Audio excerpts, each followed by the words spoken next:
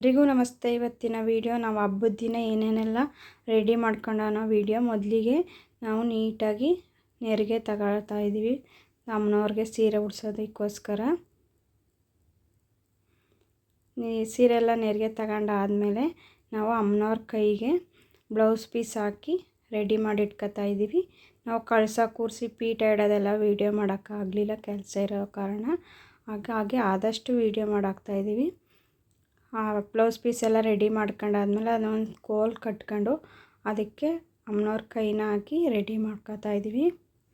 Ready ಮಾಡಿ ನಮ್ಮ ಮನೆಯವ್ರು ಸರಿ ಬಂದೈತೆ ಅಂತ ಚೆಕ್ ಮಾಡ್ಕೊತಾ ಇದ್ರು. ಚೆಕ್ ಮಾಡ್ಕೊಂಡಾದ್ಮೇಲೆ ಈಗ ಸೀರೆ ನೆರಿಗೆ ತೆಗ್ದಿರೋದೆಲ್ಲ ಹಾಕಿ ನೀಟಾಗಿ ಕಾಲು ಸೆಟ್ ಮಾಡ್ಕೊತಾ ಇದ್ದೀವಿ. ಕಾಲು ಸೆಟ್ ಮಾಡಾದ್ಮೇಲೆ ನೀಟಾಗಿ ನೆರಿಗೆ ಎಲ್ಲನೂ ಸರಿ ಮಾಡಿ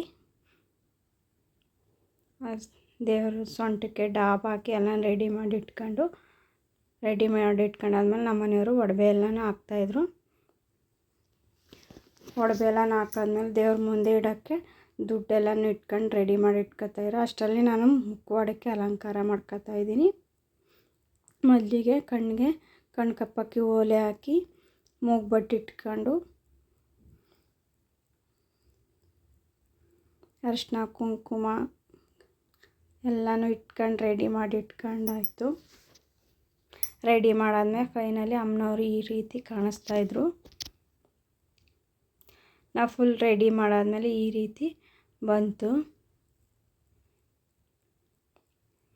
ರೆಡಿ ಮಾಡಾದ್ಮೇಲೆ ಕಳಸ ಎಲ್ಲ ಕೂರಿಸಿ ಮುಖವಾಡ ಎಲ್ಲನ ಇಟ್ಟಾದ್ಮೇಲೆ ನಮ್ಮ ಮನೆಯವರು ಹೂವೆಲ್ಲನೂ ಹಾಕಿ ರೆಡಿ ಮಾಡಿ ಇಟ್ಕೊತಾಯಿದ್ರು. ರೆಡಿ ಮಾಡಾದ್ಮೇಲೆ ಫೈನಲಿ ಈ ರೀತಿ ನಮ್ಮ ಮನೆಯ ವರಮಹಾಲಕ್ಷ್ಮಿ ಅಮ್ಮನವರು ಈ ರೀತಿ ಕಾಣಿಸ್ತಾಯಿದ್ರು. ನಾವು ಅಮ್ಮನವರು ನೈವೇದ್ಯಕ್ಕೋಸ್ಕರ ಸ್ವಲ್ಪ ಪುಳಿಯೋಗರೆ ಗೋಧಿ ಪಾಯಸ ಮಾಡಿ ನೈವೇದ್ಯಕ್ಕಿಟ್ಟಿದ್ದೆ. ಈ ವಿಡಿಯೋ ನಿಮ್ಗೆ ಇಷ್ಟ ಆದರೆ ಲೈಕ್ ಮಾಡಿ, ಸಬ್ಸ್ಕ್ರೈಬ್ ಮಾಡಿ, ಸಪೋರ್ಟ್ ಮಾಡಿ. Thank you for watching.